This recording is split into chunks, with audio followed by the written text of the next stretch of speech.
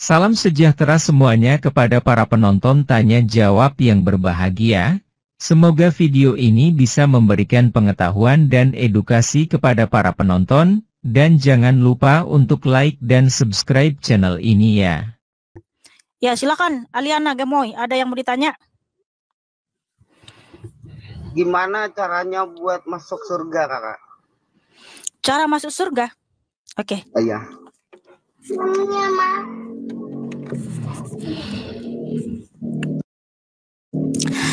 Tuhan Yesus berfirman supaya kita masuk surga. Yohanes 14 ayat 1 sampai 7. Jangan gelisah hatimu, percayalah kepadaku. Jadi Tuhan Yesus mengatakan percayalah kepadaku, karena ketika kita percaya kita akan masuk surga. Hah? Nggak ada suara? Ada suaraku kan, Eliana? Ada. Jadi syarat masuk surga itu percaya kepada Tuhan Yesus sesuai dengan firman-Nya di Yohanes 14 ayat 1 sampai 7. Karena Tuhan berfirman, percaya, jangan gelisah hatimu. Percayalah kepadaku. Aku pergi ke surga untuk menyediakan tempat bagimu. Dan ketika aku datang kembali, aku akan membawa kamu ke surga, supaya di mana aku berada, kamu pun berada. Karena akulah jalan dan kebenaran dan hidup. Tidak ada seorang pun yang datang kepada Bapa kalau tidak melalui aku. Sekiranya kamu mengenal aku, sekiranya kamu mengenal Bapakku, pasti kamu juga mengenal aku. Barang siapa melihat aku, sudah melihat Bapa. Jadi, supaya kita bisa masuk surga, syaratnya, kuncinya adalah percaya kepada Tuhan Yesus sesuai dengan firman-Nya. Percaya aja kan itu harus sholat, Kak. Harus menyembah. Iya, kalau kita percaya, berarti kita melakukan semua perintah Tuhan Yesus, di mana Tuhan Yesus memerintahkan di Yeskiel 20 ayat 19, Yohanes 14 ayat 15, akulah Tuhan Allahmu, taatilah dengan setia segala perintahku. Nah, apa perintah Tuhan Yesus? Yaitu kita harus baptis, ya, dibaptis dalam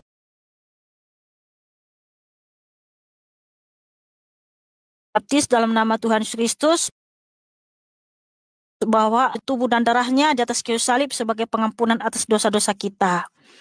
Lalu kita harus menghasilkan buah-buah roh, yaitu kasih, sukacita, damai sejahtera, kesetiaan, penguasaan diri. Nah, kita harus hidup dalam ketaatan, hidup dalam kekudusan. Jadi gitu, saudaraku. Gini, Kakak, satu lagi pertanyaan, Kakak. Ya, silakan, saudaraku. Saya mau bertanya nih, kunci surga itu apa, Kakak? Percaya kepada Tuhan Yesus dan Kalau ikuti perintahnya. Iya, percaya dan ikuti perintahnya tadi. Saya pernah bertanya, Kakak, soalnya di sini juga ada pendeta, ya kan? Siapa tahu sama jawabannya, ya kan? Enggak usah sanding-sandingkan dengan pendeta lain. Ini saya menjawab pertanyaanmu berdasarkan kebenaran firman Tuhan, saudaraku. Oke? Ya, saya rasa sudah cukup ya. Makasih saudaraku Aliana Gemoy. Tuhan Yesus memberkati dan mengasihimu. Tepuk tangan buat Aliana Gemoy yang cakap dan manis.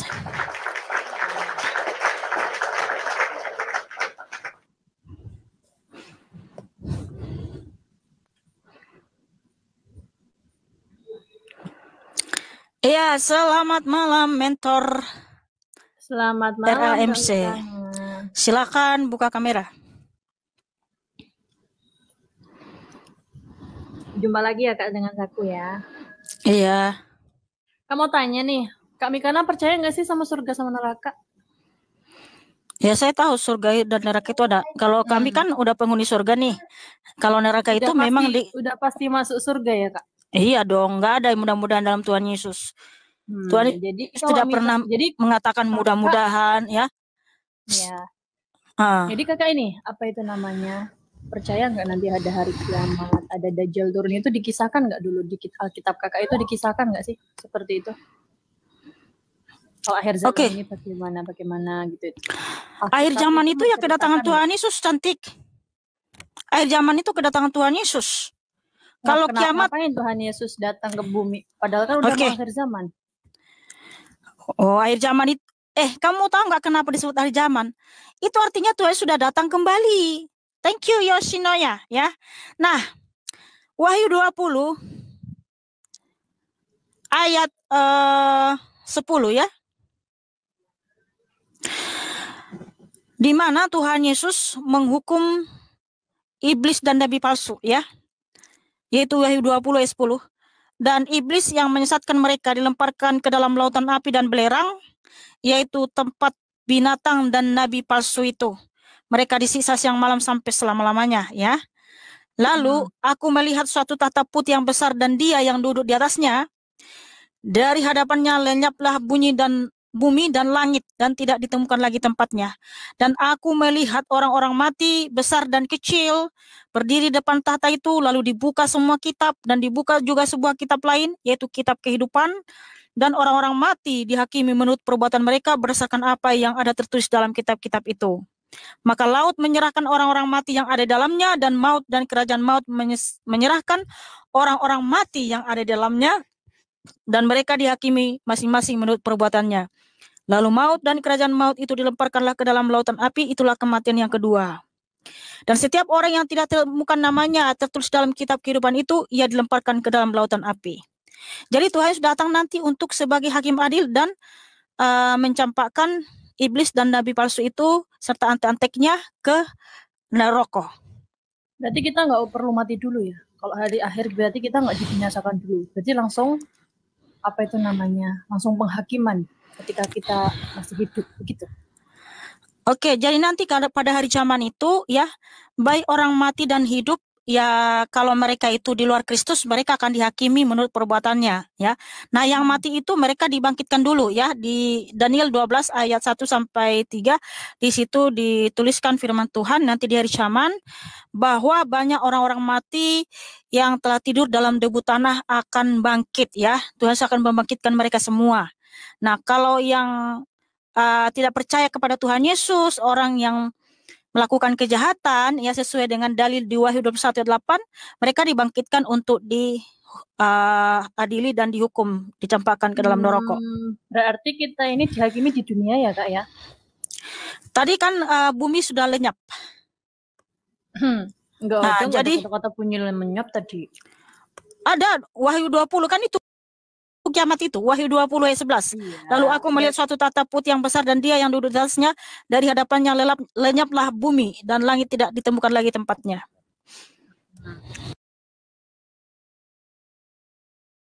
Terus kita dihakimi langsung masuk surga. Berarti kalau orang Kristen keyakinannya seperti itu. Oh, orang Kristen sejati yang hidup dalam Kristus itu Roma 8 ayat 1 sampai 2 tidak akan mengalami penghukuman. Kita langsung otomatis masuk surga. Karena Tuhan sendiri yang mengatakan ya di Wahyu 12,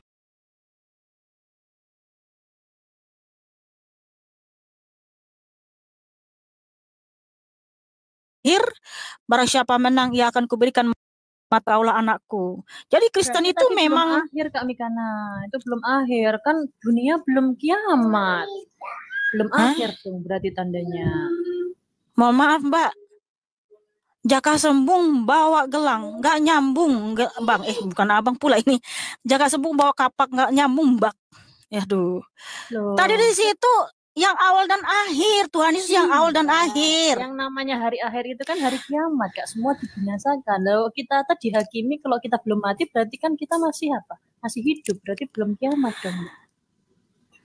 Kayaknya nggak nangkap tadi si Mbak ini ketika kita menjelaskan ya. Di Wahyu 20, lalu aku melihat suatu tahta putih yang besar dan Dia yang duduk di atasnya. Dari hadapannya lenyaplah bumi. Udah kiamat, Mbak. Udah akhir zaman. Cuman nilai nih. Oh ya. Sudah akhir zaman, sudah bumi dilenyapkan. Terus kita dibangkitkan.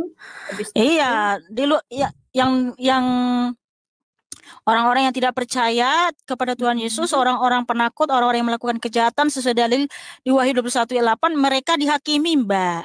dihakimi menurut perbuatannya dan mereka dicampakkan ke lautan belerang. Itulah kematian yang kedua.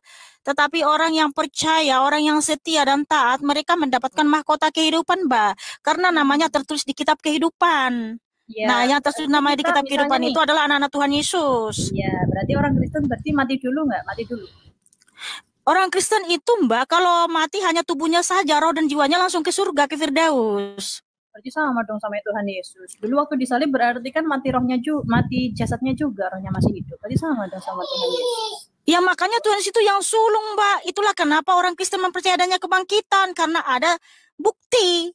Jadi kita imannya itu iman yang realistis, logis, dan terbukti, Mbak. Bukan iman halu.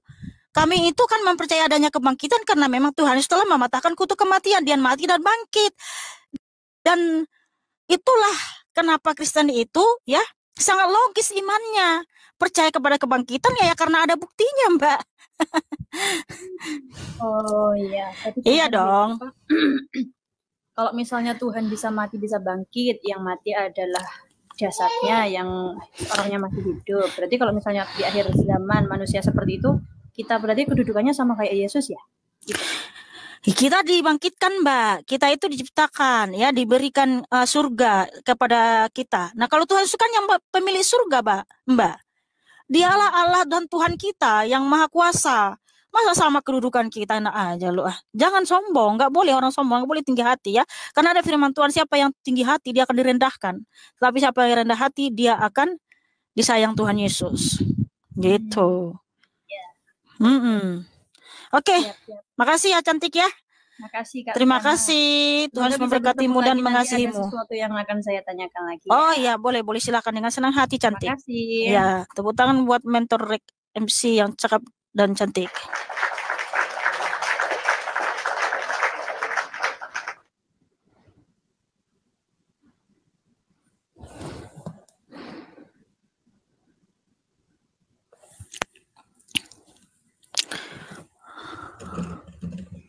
Selamat malam Adam, silakan buka kamera.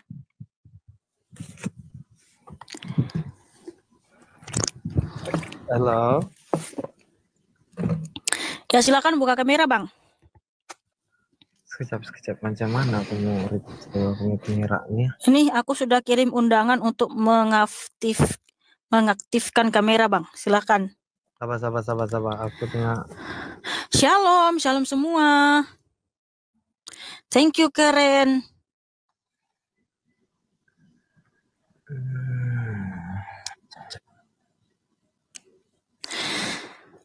On cam kau jangan banyak gaya.